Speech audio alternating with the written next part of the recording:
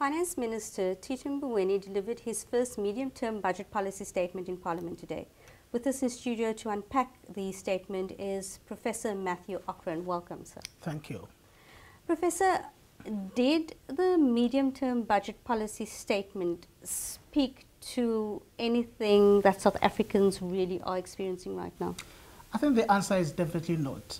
It did not, and by the nature of this medium-term policy is such that you're only speaking to issues about expenditure plans for the next 3 years and the review of the immediate past year. But it doesn't necessarily, the architecture doesn't really speak to the present issues. I mean, unemployment is number one, but it doesn't speak to that. The connection between the budget plans and the National Development Plan, for instance, is weak. There's no link. The minister mentions the NDP ones, but nothing more than that, Yeah. The National Development Plan has a goal of 5.4% annual GDP growth, but SA's GDP growth has averaged just over 1.8% over the past decade. Yeah. The minister mentioned that. What is significant in that?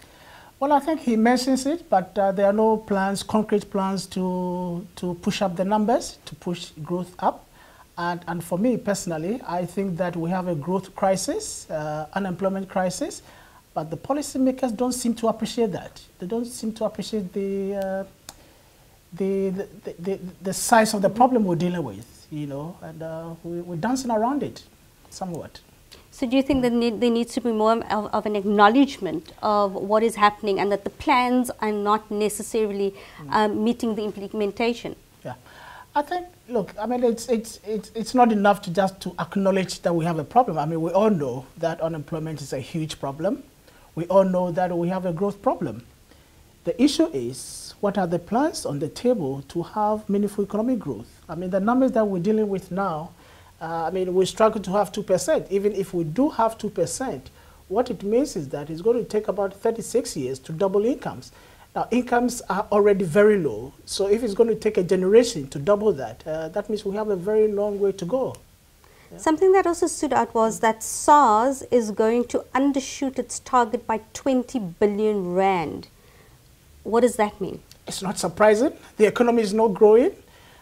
Taxes are piled up, consumers are paying more, salary increases have not been that significant, and at the end of the day, budget creep, bracket creep, if I should put it that way, and the VAT increases and all that. So very little is left for the consumer, to save and to spend, and we're not going to move anywhere. Why do you think South Africa is not taking lessons from these sort of countries?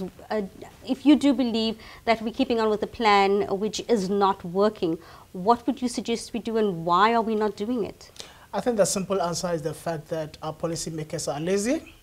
They don't want to apply themselves. There isn't much we can learn from Europe and America because of the histories of those economies. We have different circumstances, different history. And there's so much we can learn from the East Asian tigers, Singapore, Taiwan, Malaysia, Hong Kong, and recently China. We can learn from those countries because we have a few things in common in terms of history, colonization, and all that, and the fact that they had approached the economic development of their countries with very active governments. And state-owned companies have helped in accumulating capital for investment and development. Our state-owned companies are a drain, if anything at all, and we're not getting much support from them. And these are instruments that are very useful in a developmental state like South Africa, where you generate capital, generate resources that can be used, plowed back into the economy for the benefit of the masses. But here we are, the state-owned companies are not supported. If anything at all, we need to build them out all the time. And that's a problem. That's really a crisis, if you like, for development. And I think we need to rethink how we approach development. There are so many examples we can learn from the Asian tigers. And each of those countries are different. which calls for some innovative thinking outside the box. But there are certain things that runs through all of them. Planning, having medium-term development plans, not budget policy statements. Plans comprehensive that speaks to all the individual challenges in the economy that are prioritized and are addressed over time. But you just can't go on talking about expenditures and taxes, you know. You don't speak to the pressing issues, and that's the concern.